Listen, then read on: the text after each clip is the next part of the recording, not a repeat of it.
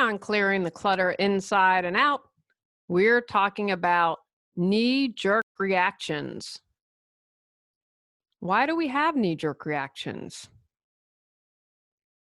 What are the types of reactions we can have? How can we stop doing and having knee-jerk reactions?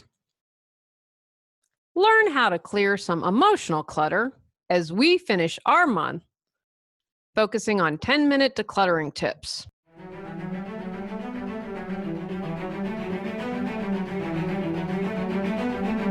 Ready to clear your clutter and share your gifts with the world? Every Tuesday at 1 p.m., join award-winning professional organizer, author, and certified life coach Julie Coraccio on Clearing the Clutter Inside and Out as she teaches you how to navigate the waters to declutter your life. Julie Coraccio destroys the box and examines clutter in all areas: physical, mental, emotional, spiritual, energetic, relationships, health, finances, and more.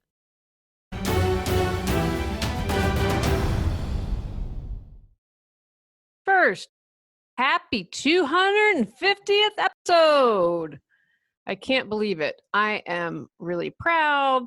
This is a great year. We crossed 1 million downloads in January. On the 250th episode, I was reading in a podcast group that I belong to that most podcasts don't even make it past the first episode. I was really surprised by that. And then someone said it was something like 7 episodes where many people fall off if they get past the first. So super duper proud of myself, patting myself on the back here. And thank you to everyone who listens and watches, because if people weren't tuning in, I wouldn't continue to do this. Today's episode was inspired because we all have knee-jerk reactions. Probably for me, I would say the best example is when I'm in traffic. I'm a lot better than I used to be. I lived in Los Angeles for 10 years, and you're surrounded by so much traffic, it is enough to make you mad. And I've been back to Los Angeles since moving here to North Carolina, and I have to tell you, I haven't driven, and hopefully it'll stay that way when I go back to visit. I don't know how I lived there for 10 years, and I know the traffic has only gotten worse. It was just an insane place. In the past, I would have had a knee-jerk default reaction dealing with anyone in traffic. I'd get angry, probably would scream something, maybe not scream. I'm really not a screamer. I have to be really upset to scream. So call them an unkind name, make a unkind gesture. I was completely on autopilot and knee-jerk reaction doing that. I don't even know if I could tell back then how automatic or knee-jerk it was. Another thing that I used to have a knee-jerk reaction to is if someone said something, I would automatically say, or many times have the knee-jerk reaction of, I'm sorry. That was my default reaction. It's my fault. How can I fix it? When the majority of time, it wasn't my fault. I hadn't done anything. It was just, I'm sorry, I'm sorry, I'm sorry. So that was another knee-jerk reaction I have. I share those two because I'm betting a lot of you listening and watching can relate to that. What causes a knee-jerk reaction? Knee-jerk reactions are our quick defenses against anything we believe may harm us. So that makes perfect sense why we have them, right? I'm getting mad at you in traffic, buddy, because you could have cut me off and caused an accident. Our ego is trying to protect us. Our brains detect danger before our awareness kicks in. Now, there's a benefit to this. It can save our lives. If you have a knee-jerk reaction to jump out the window when the house is on fire, not so good if we pull out a gun or knife or our fist in road rage. They occur when we engage, but can also engage the future, right? Have you ever gotten worked up about something that might happen as you go down the crazy road and get a little nuts? I was pretty calm about my wedding. I have to say I was the best according to the woman that helped my mother. The one thing that, oh my gosh, boy, did annoy me was my husband's friend and his wife. I'm very blessed that the wife did not come to our wedding. It's a time to thank God for small miracles. Without going into too much detail, I had to call a friend to talk me off the cliff because I went absolutely bonkers. I was in the future about what could happen. What are your triggers? Good to know our triggers, right? If we know what triggers us, then it can help prepare us to not go into fight or flight and on that autopilot. As I've mentioned, traffic is one we can all probably relate to. My husband's close friend triggers me as well, as I just mentioned. Still triggers me. I'm working on it, friends. I'm working on it. Having our integrity or our intelligence or our ideas or fill in the blank. Anything that makes us feel attacked. Our values, our beliefs. How easily do we slip into our reaction because we feel attacked? Being ignored can also trigger us. I believe in that for sure. Drives me crazy when I feel I'm being ignored. Again, a lot better than I used to be. Perhaps you have a knee-jerk reaction because you're afraid of a loss or that your reputation may be adversely affected. We can all understand that. An example that comes to mind is you are unfairly treated or on social media, someone leaves a bad review and it's really unfair. You can understand why someone would go into fight or flight if that's their business, if that's their livelihood. Some of us have these reactions because we want to win at all costs. Not a really good place to be in. If you're in that place, I'd encourage you to begin to look at that and see if you can move past that.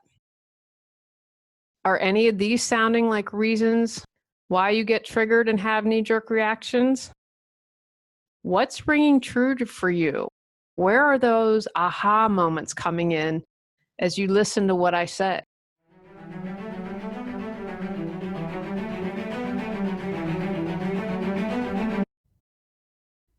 Do you keep saying you'll declutter, get organized, or pursue your dreams someday, but someday hasn't come? Learn how Julie Coraccio can support you at reawakenyourbrilliance.com.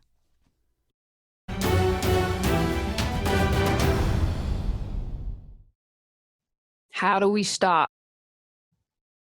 Know your triggers. Just talked about that. If your mother-in-law triggers you at holiday dinners, have someone that has your back. They can take her away when she starts gabbing. You can have a peppy answer or response. You can go into an empty room and meditate and practice deep breathing. Practice. Prepare for situations. The more you prepare, the less likely they will have power over you. That last part's really important. When you're having knee-jerk reactions, someone or something is having power over you. I write down everything I have to say in a really difficult discussion. I might talk it over with someone, get advice from Tony or Cotty, kind of plan it out, practice it in the mirror, and that really helps me stay calm and centered when I have to have a difficult conversation. Have a mindfulness practice for in the moment. That's your kind of mindfulness knee-jerk reaction. Maybe it's you count to 10. Maybe you draw smiley faces. Maybe you do breathing or something like tapping or EFT. If you have something that's your go-to when you know you're about to react, that is going to go a long way. Focus on your intent. Bring it back to the present moment. Because if we're triggering something, that's most likely from what's happened in the past.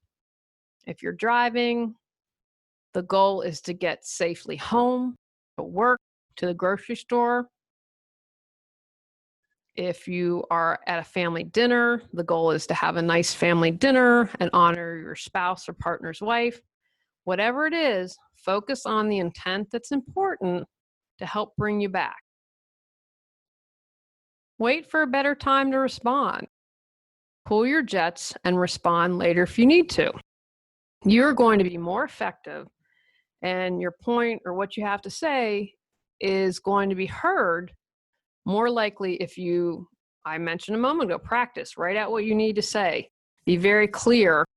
Someone might be able to hear you better instead of, "Meow." Think about that. How do we all respond to that? Shut you down. Don't want to listen to that. So it'll serve you to respond to it. And you need to respond to some situations. You can do everything from love. You can have healthy boundaries from love. Slowing down your knee-jerk reactions is to help you. It's to make you have more peace of mind and make your life easier. It's not about the other people. But that doesn't mean you don't have to respond to certain situations. I just want to be really clear to make sure people understand that I'm not saying just go away and stew in it and become angry. Have a confrontation, have a discussion, whatever you need to do. What happens if you start jerking? You're humans. It happens. So don't go down that road of judgment. Bring the self-kindness in now. Become present. The mindfulness part is really going to bring it home for you if you notice what words you're using. So bring that focus. What words am I using? How is my body feeling? Am I in my body? Are my muscles tense? Are my teeth clenched? Is my pulse racing? Focus on something. What am I hearing? What am I tasting? Focus on something to bring you present. Shift your attention. Bring the focus back on you. What others do and say is about them. How I respond is about me. How do I want to be in this moment? Can I rise above this occasion, or do I want to lower my vibration and energy? No right or wrong here. No good or bad. It's a choice. It's always a choice. I can tell you from years of practicing this, when I choose better, I feel better. Walk away. Take a break so the situation doesn't get escalated. You can always walk away if you have to make a phone call. Do whatever you need to do to get away from the situation. Take some deep breaths and relax and not take it further. I think so many instances of road rage wouldn't happen if someone were to take a break and not escalate. Because what is it? Once we start going, and it's kind of the energy of that, I'm going to ratchet it up and escalate it because I don't want to back down. You're not the lesser quote unquote person for backing down. Get out of thinking like that. Shift your thinking on that. I choose to be the better person.